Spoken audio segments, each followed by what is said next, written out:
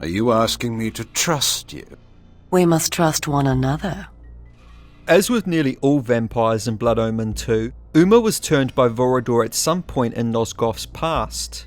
Cut content from Legacy of Kain Defiance reveals that Umah was once a human who was an ally to the vampires. Official concept art for the game shows Umah in a purple and pink robe with a large cowl. Her attire features Vorador's dragon symbol, which suggests a deep connection to the old vampire. We have discussed before on this channel how deleted content from Soul Reaver 1 was reworked into Defiance. From Rogiel's confrontation with the devolved vampire Turel to Ariel's sacrifice in the Spirit Forge. Based on these early designs by art director Daniel Cabuco, we can be fairly certain that Umah was intended to appear in Defiance as a human vampire worshipper. Her role appears to be similar to that of the priestess, who was removed from the first Soul Reaver title. It's unfortunate that Defiance never featured the human Umah, because as a character only created for Blood Omen 2, she does not have the same level of intrigue as other members of the main cast. Her presence in Defiance would have fleshed out her backstory, giving us further insight into her origin and the nature of her relationship with Vorador. Had the developers decided to leave Umah in Defiance, we could have had an extra quest with Rogier reclaiming and restoring the head of Vorador. A scene showing Vorador's resurrection and Umah's transformation into a vampire as a reward for her services would have mended the broken continuity between Blood Omen 2 and the rest of the series. Alas, it was not meant to be. For 200 years, the Seraphan have enslaved the humans under their iron rule and hunted down and destroyed every vampire they could find. They have not succeeded, however. Not yet. And now, with your help, it is our hope to crush the Seraphan and restore order to the city. The natural order. Vampires preying upon humans. Naturally. You said our hope. Who are you? We are the Cabal, the vampire resistance. We work to undermine the Seraphan at every turn. But we are losing. With the new magic they employ, the glyph magic, they are able to find us and kill us. Our numbers are dwindling. Without help, we will not survive. We need you, Kain. In the manual for Blood Omen 2, Umah is credited as a lieutenant of the Cabal, the vampire resistance in Meridian, acting as both guide and friend to Kain. What's notable about their relationship, however, is that it develops romantically. Through Umah, we get to see a side of Kain not often shown, a side that's vulnerable. With this video, I want to explore Umah's character and how her relationship with Kain led her down a path to losing everything. You know, I expect quite a few people tend to dismiss Umah as a nothing character, whose role was just to provide fan service. Given her appearance, it's easy to see why people would jump to this conclusion. I mean, her clothing, or rather lack thereof, was clearly intended to appeal to a young male audience. Yet surprisingly, if we look beyond the fan service stuff, there's actually a genuine fleshed out character who has a meaningful part to play in the story. Umah isn't just eye candy. She's a character who I'd argue succeeds in being feminine while also being strong-willed, something a lot of writers these days aren't able to pull off. Umah is not a perfect Mary Sue archetype who can do no wrong. She has flaws, and those flaws ultimately prove to be her undoing. When Kain first meets her, he realises that she had been in his thoughts, which suggests that she was watching over him for some time and keeping him safe during his state of unconsciousness. Vorador understood Kain's worth and realised that he was a vital asset to the Cabal's cause. He trusted Umah to look after Kain and deal with him in a diplomatic manner when he awoke from his long coma. In their first scene together, we can see that Kain approaches the interaction with caution. After all the lies he had to endure in the first game, he's wary about being betrayed again. I seem to remember that I played the pawn once before.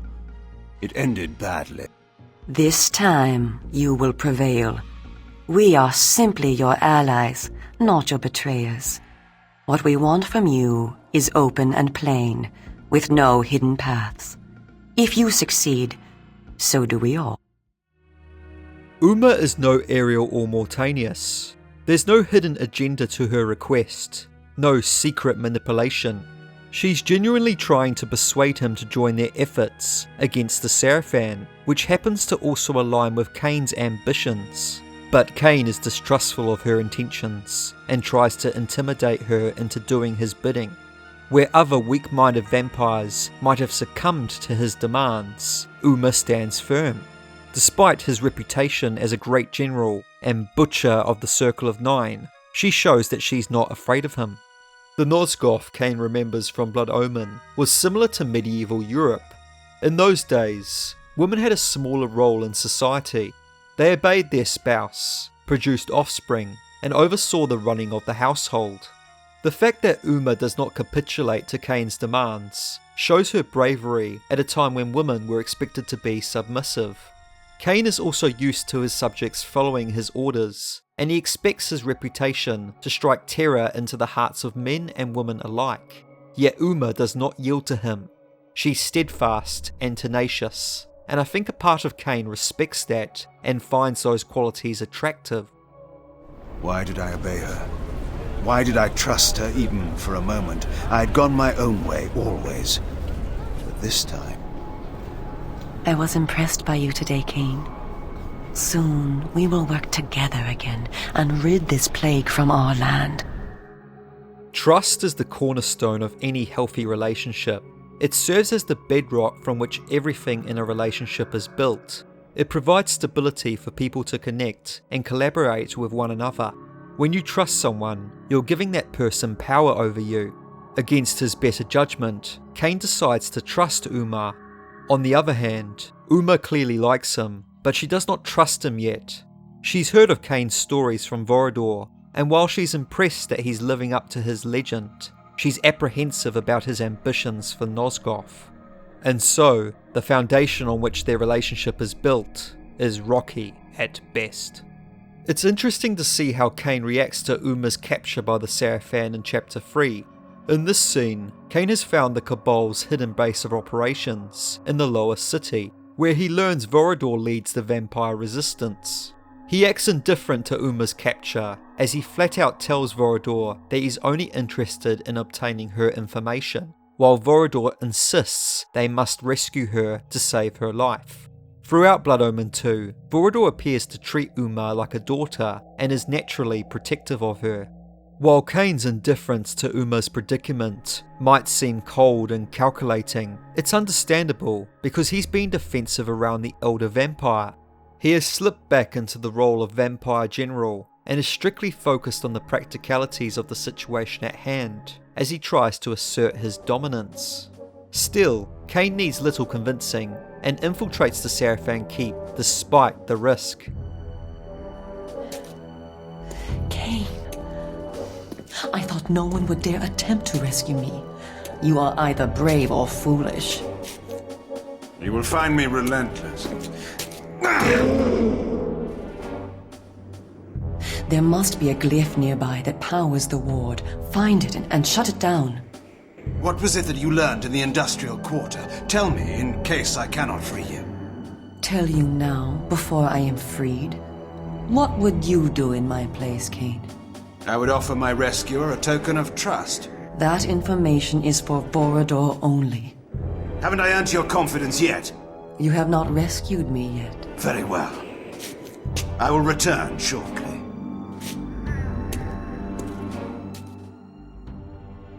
Here, Kain and Umah are putting each other to the test. He's asking her to return the trust he's already placed in her, while she remains cautious of him, just like he usually is around other people. They are kindred spirits who share more than a few personality traits and temperaments. They are both confident, independent, impulsive, and stubborn, which makes what happens later all the more tragic. After saving her, Kain continues on his journey to the canyons, the device and the eternal prison alone, while Umah is left at the Cabal's hideout to recover. I believe this is when she begins to muse over her feelings for him. She also wonders whether Kain might be acting against the interests of the Cabal. Ultimately, she's suspicious and uncertain of his intentions, and cannot put her faith in him. Instead, she concocts a plan to join him on a mission to the Wolves, where she intends to ask him a single question, a question she's been agonizing over. Tell me one thing, Kain, before we go in. If you do kill the Seraphan Lord and recover the Soul Reaver, what then? You know the answer to that. Tell me. Then Meridian and all Nosgoth will become mine. And the vampire resistance? Well, you may do whatever you wish, of course. Of course. What?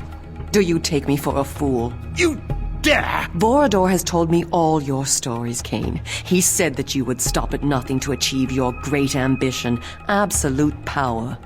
And when you control Nosgoth, are we to believe that you would let us vampires live and do what we wish? We are the only ones who could stand in your way. No, you will have to hunt us down and kill us. And how is that different from the rule of the Seraphan Lord? I will not defend or explain my actions to you, Umah. No one, not even you, will stand in my way. I thank you, Kain, for giving us this chance to defeat the Hilden for all time. But you have done enough. I shall be the one to find and kill the Seraphan Lord, and Nosgoth shall belong to the vampires once again. You fool. You have not the smallest chance of surviving such a battle. Now, give me the Nexus Stone, or I shall pry it from your thieving fingers as you convulse in death. Now the beast shows his true nature, and so quickly, too. I wish it had been otherwise for us, Kain.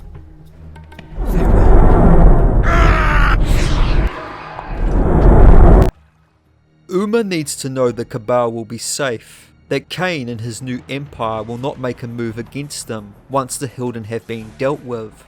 She feared he would see her vampire family as a threat to his rule and that he would murder them all. The way in which Kain nonchalantly answers Umah is not good enough for her. He answers in a casual tone because he assumed he'd earned her trust at that point. Personally, I don't think Kain had given Umah's concerns much consideration. His immediate plan is to rid the world of the Hilden. Anything beyond that objective is an issue for another day. In contrast, Umah's intentions are clear. She steals the Nexus Stone from Kain in the hopes of killing the Seraphan Lord herself. As long as she is the one to do it, then she trusts herself to ensure that her vampire kin will be freed from persecution. What makes this scene work is that there are good intentions behind her reckless actions. She misjudges Kain completely, but knowing how arrogant and power-hungry he is, it's understandable why she would go against him. When he responds by threatening her, she again misreads him, believing this to be his true nature. But the truth of the matter is that this is the behaviour he saves for his betrayers. It's a face he shows to the people who break his trust. Of course he's going to lash out at her.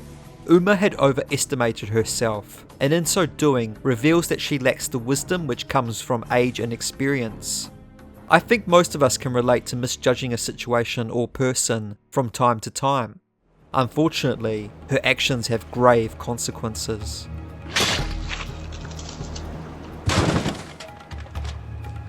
We meet again, Umah. Kain. Yes, Kain. I thought you were to bring the Seraphan Lord to his knees. I thought... I know. It seems... I was wrong. I could not carry the fight alone. You were brave to try. Kain, I'm dying. Yes, you are. I need your blood. Please, you can save me. I know. Tell me, child, do you see me ruling Nosgoth? Yes, I see it now. And do you believe that Nosgoth rightly belongs to me? I do. I believe it, Kain. Please. Then you may die, knowing the truth. No! You should never have betrayed me. You could have been my queen. Kain. Now, you have left me alone. Kain is not one to pardon those who betray him, no matter their reasons for doing so. By referring to her as a child, Kain is distancing himself from her. She's no longer his equal. She's beneath him now, and he treats her the same as he would any other traitor. As Umah takes her last dying breath, he confesses his true feelings to her. She could have been his queen, but through her treachery, she deprived him of her companionship.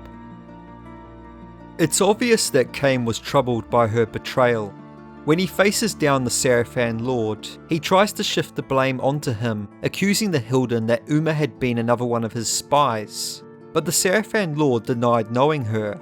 In the end, Kain expresses regret for her death. This is more evident in an alternate version of Kain's closing dialogue, in which his thoughts turn to Umah instead of discussing his plans for the future. The enemy had fallen. The Hilden were sealed again in their exile. All of Nosgoth lay at last at my feet. Where then was my jubilation? Where the joys of the conqueror, victorious at last after so long a war? Could so great an achievement, reached at last after centuries of struggle, be undercut by so small a thing as doubt?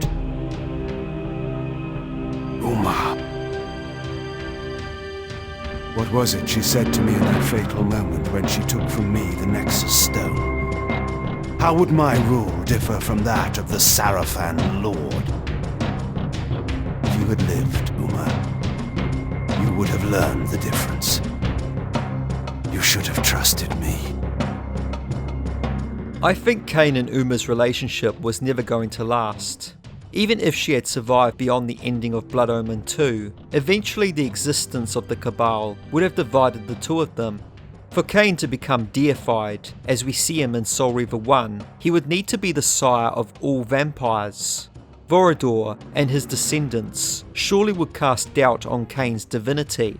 I don't see Kain and Vorador's spawn coexisting, at least not with the clans worshipping Kain as their god. Likewise, I doubt Kain would ever be able to steer Umah's loyalty away from the Cabal. I suspect she would have always harboured a soft spot for her first vampire family.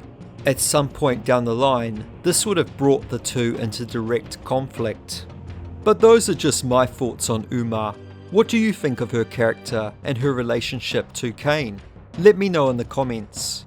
If you liked this video, consider giving it a thumbs up, and perhaps subscribe if you haven't already. Your support goes a long way in keeping discussions about this series going. Thanks, and have a great day.